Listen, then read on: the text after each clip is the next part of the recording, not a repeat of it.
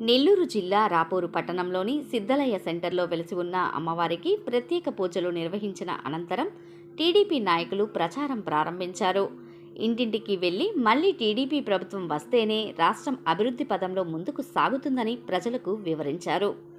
చెన్ను తిరుపాలరెడ్డి ఆధ్వర్యంలో ప్రతి ఇంటికి వెళ్లి 5 ఏళ్లుగా రాక్షస పాలనలో అల్లాడుతున్నామన్నారు.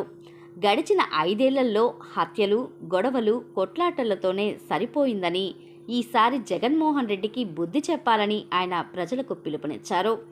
రాష్ట్రానికి రాజధాని రావాలన్నా, రాష్ట్రం అభివృద్ధి పదంలో ముందుకు సాగాలన్నా చంద్రబాబు నాయుడు మళ్లీ సీఎంగా చేసుకోవాలని ఆయన పిలుపునిచ్చారు.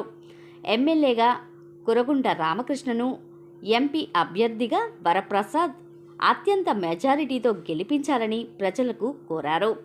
ఈ సందర్భంగా తెలుగుదేశం మండల అధ్యక్షులు దందోలు వెంకటేశ్వర్రెడ్డి, రాఘవరెడ్డి, మైనారిటీ అధ్యక్షులు ముక్తీర్, వేణుగోపాల్, ఆరిఫ్, ఆసిఫ్, షఫీ, మండలంలోని నాయకులు, కార్యకర్తలు, అభిమానులు పాల్గొన్నారు.